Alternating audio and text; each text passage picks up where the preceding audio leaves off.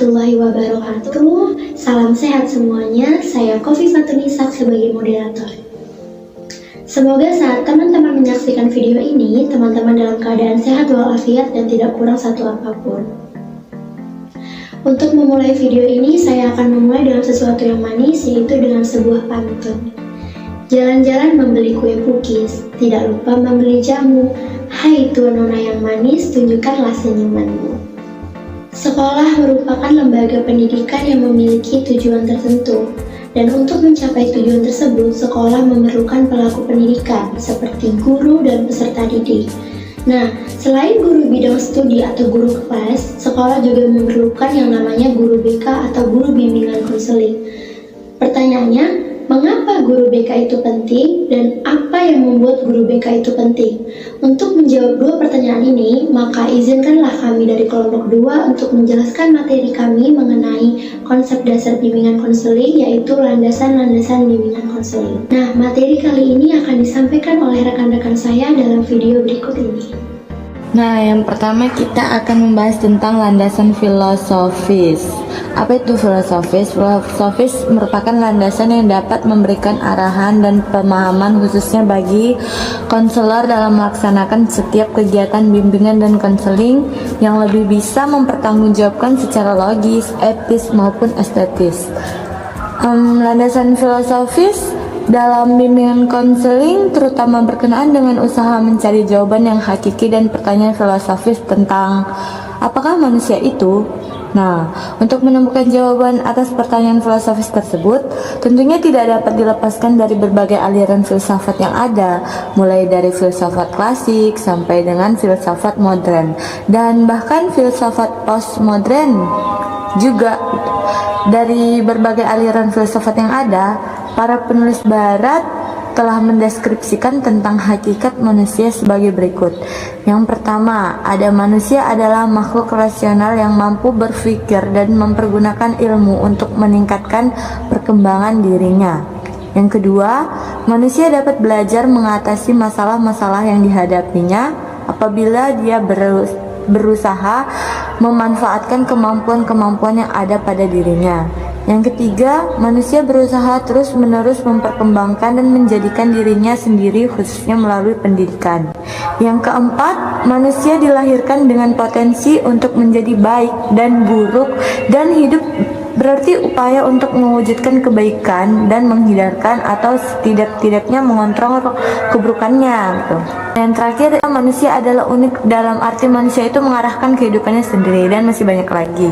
Dan dengan memahami hakikat manusia tersebut, maka setiap upaya bimbingan dan konseling diharapkan tidak menyimpang dari hakikat tentang manusia itu sendiri gitu. Seorang konselor dalam berinteraksi dengan kliennya harus mampu melihat dan memperlakukan kliennya sebagai sosok utuh manusia dengan berbagai dimensinya. Baiklah, di sini saya akan menjelaskan mengenai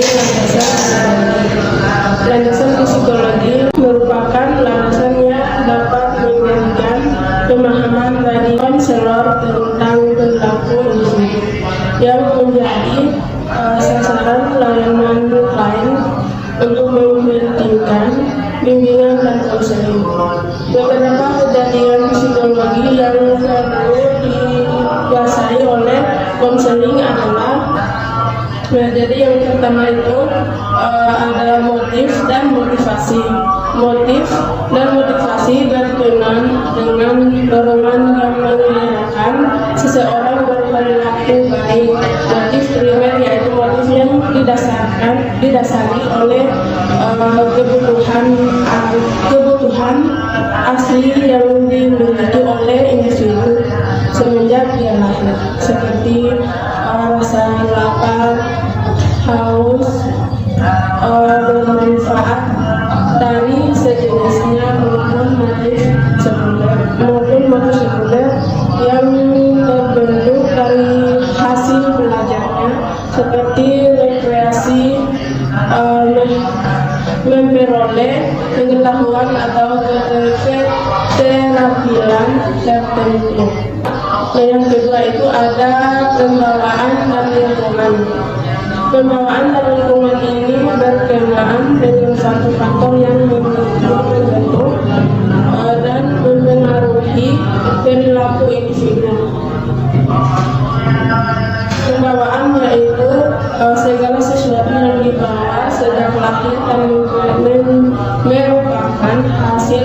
keenam yang mencakup aspek psikofisik seperti struktur otot, naluri, golongan darah, baik kecerdasan atau ciri-ciri kepribadian tertentu. Nah, yang ketiga itu ada perkembangan individu. Perkembangan individu ini berkenaan dengan proses tumbuh dan berkembangnya individu yang menentang sejak masa konsepsi pranatal hingga akhir hayatnya, diantaranya meliputi aspek fisik dan psikomotorik, bahasa dan kognitif atau kecerdasan moral dan sosial. Dan yang keempat itu ada belajar. Belajar merupakan salah satu konsep yang amat mendasar dari psikologi. Tanpa belajar, seseorang tidak akan dapat mempertahankan dan mengembangkan diri. Dan dengan belajar, manusia mampu berbudaya dan mengembangkan harkat kemanusiaannya. Dan yang kelima itu ada kepribadian. Menurut psikologi modern, kepribadian adalah organisasi yang dinamis dari sistem psikomotorik, psikofisik individu yang menentukan penyesuaian dirinya terhadap lingkungannya secara unik. Baik, di sini saya akan menjelaskan mengenai landasan pendidikan. Nah, bimbingan dan konseling identik dengan pendidikan. Artinya, ketika seseorang melakukan praktik bimbingan dan konseling, berarti ia sedang mendidik. Dan begitu juga sebaliknya. Pendidikan itu merupakan salah satu lembaga sosial yang universal dan berfungsi sebagai sarana reproduksi sosial. Nah, landasan pendidikan dalam layanan bimbingan dan konseling ternyata ditinjau dari 3 segi. Yang pertama, pendidikan sebagai upaya untuk pengembangan individu. Nah, dia katakan sebagai upaya pengembangan individu karena pendidikan merupakan upaya untuk mengembangkan potensi manusia. Tanpa pendidikan, manusia yang telah lahir tidak akan mampu memperkembangkan dimensi keindividualannya, kesosialisasinya, kesusilaannya, dan juga keberagamannya. Yang kedua, pendidikan sebagai inti proses bimbingan konseling. Nah, bimbingan dan konseling ini ternyata dapat mengembangkan proses belajar yang dijalani oleh klien-kliennya. Nah, kesadaran ini ternyata telah tampil sejak pengembangan gerakan bimbingan dan konseling secara meluas di Amerika Serikat. Pada tahun 1953, Gestalt itu telah menegaskan bahwa bimbingan dan konseling adalah proses yang berorientasi pada belajar. Belajar untuk memahami lebih jauh tentang diri sendiri, serta belajar untuk mengembangkan berbagai pemahaman. Nah, lebih jauh lagi, Nagin pada tahun 1981 mengemukakan bahwa dalam konseling, klien mempelajari keterampilan dalam pengambilan keputusan, pemecahan masalah, tingkah laku, tindakan, dan juga sikap-sikap yang baru. Dengan belajar itulah, klien memperoleh berbagai hal yang baru bagi dirinya, dan dengan memperoleh hal baru itu, seorang klien akan semakin berkembang. Nah, yang ketiga, pendidikan lebih lanjut sebagai inti tujuan bimbingan dan konseling. Nah, bimbingan dan konseling ini ternyata dapat memperkuat tujuan-tujuan pendidikan, juga untuk menunjang proses pendidikan pada umumnya. Hal ini ternyata dapat dimengerti karena program-program bimbingan dan konseling meliputi aspek-aspek tugas pengembangan individu, khususnya yang menyangkut kawasan kematangan pendidikan karir, kematangan personal dan emosional, serta kematangan sosial. Semuanya untuk peserta didik dalam jenjang pendidikan dasar yang disebut sebagai SD dan SLTP dan pendidikan menengah. Nah, hasil-hasil bimbingan dan konseling pada kawasan ini ternyata dapat menunjang keberhasilan pendidikan pada umumnya. Baik teman-teman, saya Latri Lestari akan melanjutkan materi selanjutnya, yaitu tentang landasan sosial budaya dalam bimbingan dan konseling. Apa pengertian landasan sosial budaya dalam bimbingan konseling? Yaitu merupakan landasan yang dapat memberikan pemahaman kepada konselor tentang dimensi kesosialan dan dimensi kebudayaan sebagai faktor yang mempengaruhi terhadap perilaku individu. Dalam proses konseling akan terjadi komunikasi interpersonal antara konselor dengan kliennya. Yang seperti yang dikatakan oleh Pedersen dalam Prayitno 2003 mengemukakan 5 macam sumber hambatan yang mungkin timbul dalam komunikasi sosial dan penyesuaian diri antar budaya. Yaitu yang pertama adalah perbedaan bahasa. Nah, dalam perbedaan bahasa ini dapat menimbulkan permasalahan yang terjadi dalam bimbingan dan konseling, yaitu ketiadaan penguasaan bahasa asing yang dipakai oleh konselor atau guru pembimbing dalam proses konseling dengan latar budaya yang berbeda, yang akan menyebabkan komunikasi dapat berhenti atau tersendat-sendat, mengakibatkan terjadinya kekurangan pengertian dan menimbulkan kesalahpahaman. Permasalahan yang kedua yaitu komunikasi nonverbal. Dalam menggunakan bahasa nonverbal seringkali juga memiliki makna yang berbeda-beda karena pesan-pesan yang disampaikan melalui isyarat atau tanda-tanda tidak banyak menolong, bahkan sering isyarat bertentangan dalam budaya yang berbeda dalam melakukan proses konseling, sehingga hal tersebut dapat menimbulkan permasalahan dalam bimbingan dan konseling. Hal ini mengakibatkan sulitnya mengetahui penanganan apa yang cocok untuk diberikan kepada muridnya dalam membantu menyelesaikan permasalahannya. Masalah yang ketiga yaitu stereotip. Nah, stereotip itu apa? Stereotip itu cenderung menyamaratakan sifat-sifat individu atau golongan tertentu berdasarkan prasangka subjektif yang biasanya tidak tepat. Nah, hal ini dapat menimbulkan permasalahan, yaitu menyebabkan seorang konselor atau guru pembimbing memandang suatu masalah itu menurut kemauan orang yang memandang itu. Masalah yang keempat yaitu kecenderungan menilai. Penilaian terhadap orang lain memang sering dilakukan oleh individu-individu yang berkomunikasi. Sering pula merangsang timbulnya reaksi-reaksi baik positif maupun negatif dari pihak yang menilai. Di sekolah yang menghadapi siswanya yang melakukan kesalahan kemudian langsung memberikan penilaian terhadap siswanya tersebut tanpa mencari tahu apa yang menyebabkan permasalahan itu timbul. Masalah yang kelima yaitu masalah kecemasan. Sumber hambatan komunikasi dan penyesuaian yang lainnya ialah kecemasan yang ada pada pihak-pihak yang berinteraksi dalam suasana antar budaya. Nah, pada saat melakukan proses konseling, masih ada konselor atau guru pembimbing yang mengalami kecemasan karena hambatan komunikasi dan penyesuaian dengan klien yang berbeda latar belakang budayanya. Nah, agar komunikasi sosial antar konselor dengan klien dapat berjalan harmonis, maka kelima hambatan komunikasi tersebut perlu diantisipasi. Dengan apa teman-teman? Dengan solusi-solusi yang kita hadirkan dari segala macam masalah-masalah budaya yang ada. Nah, dengan adanya konseling yang profesional, yang bersifat antar budaya atau bahkan multi budaya, yang merupakan kebutuhan yang amat mendesak bagi terselenggaranya pelayanan yang etis, dan hal ini merupakan bagian yang integral dari tugas profesional bimbingan dan konseling. Baik, di sini saya akan menjelaskan mengenai landasan hukum bimbingan dan konseling. Pelaksanaan bimbingan dan konseling di sekolah dilandasi oleh landasan hukum yang berupa undang-undang dan peraturan. Nah, oleh karena itu, di sini saya akan menjabarkan beberapa peraturan yang menjadi landasan pelaksanaan layanan dan bimbingan konseling di sekolah. Di dalam kurikulum tahun 1975, buku 3C untuk SD, SMP, dan SMA dibakukan secara operasional pelaksanaan bimbingan dan konseling di sekolah. Begitu juga dalam sekolah menengah kejuruan atau yang biasa kita sebut SMK di dalam buku 3D tahun 1976.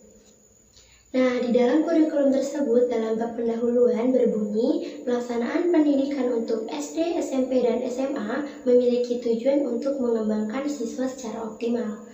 Untuk mencapai tujuan tersebut, kita memerlukan 3 komponen pokok. Yang pertama adalah program kurikulum yang baik, yang kedua adalah administrasi pendidikan yang lancar, yang ketiga adalah pelayanan bimbingan yang terarah disertai dengan sarana prasarana yang memadai. Ketiga komponen tersebut merupakan komponen-komponen integral atau juga bisa kita sebut sebagai komponen yang tidak dapat dipisahkan antara satu dengan yang lainnya. Nah, yang kedua itu ada menurut SK Kemenpan atau Kementerian Pendayagunaan nomor 26 tahun 1989 bersama dengan surat edaran dari Kemendikbud yang terbit pada tanggal 5 Juli tahun 1990 ini mengenai guru BP atau guru bimbingan dan penyuluhan atau yang sekarang bisa kita sebut sebagai guru BK yang memiliki latar belakang yang berbeda-beda. Perbedaan latar belakang tersebut ada berbagai macam. Yang pertama itu ada guru kelas sekaligus guru BP. Yang kedua ada guru bidang studi yang merangkap menjadi guru BP. Yang ketiga ada guru BP yang merangkup menjadi guru bidang studi. Yang keempat ada guru BP yang tidak memiliki latar belakang BP. Yang kelima ada kepala sekolah yang sekurang-kurangnya membimbing 40 siswa. Lalu selanjutnya ada guru BP yang memiliki minor BP, dan yang terakhir ada guru BP dengan ijazah BP. Nah, bisa kita lihat dari latar belakang yang berbeda-beda itu dapat menjadi hambatan dalam pelaksanaan bimbingan dan konseling di sekolah. Oleh karena itu bisa kita tangkap bahwa dalam surat yang dikeluarkan oleh Kementerian Pendayagunaan dan Kemendikbud itu sangat diperlukannya guru BP atau guru BK dalam lingkungan pendidikan. Yang ketiga masih menurut SK Kemendikbud tahun 1995 tentang petunjuk teknis ketentuan pelaksanaan jabatan fungsional guru yang menerangkan bahwa bimbingan dan konseling itu adalah suatu pelayanan bantuan untuk peserta didik baik secara perorangan maupun secara kelompok yang dilakukan untuk mengembangkan potensi peserta didik secara optimal. Itu juga bisa dilakukan dalam bimbingan pribadi, bimbingan sosial, bimbingan belajar, ataupun bimbingan karir yang melalui berbagai macam jenis layanan atau kegiatan pendukung yang masih sesuai dengan norma-norma yang berlaku. Nah, di dalam SK tersebut juga terdapat beberapa butir mengenai bimbingan dan konseling, tapi di sini saya hanya akan menyebutkan 2 butir saja. Yang pertama itu ada butir 5A yang berisi setiap guru pembimbing itu diberi tugas untuk bimbingan dan konseling memegang 150 siswa. Sedangkan dalam butir 5B itu berisi kegiatan bimbingan dan konseling itu dapat dilakukan di dalam maupun di luar jam pembelajaran. Nah, dari beberapa landasan hukum yang saya jabarkan tadi, kita dapat mengambil satu poin yang bisa kita garis bawahi mengenai pentingnya konselor pendidikan. Konselor pendidikan memiliki tugas untuk memberikan layanan bimbingan dan konseling kepada para peserta didik dalam ruang lingkup pendidikan.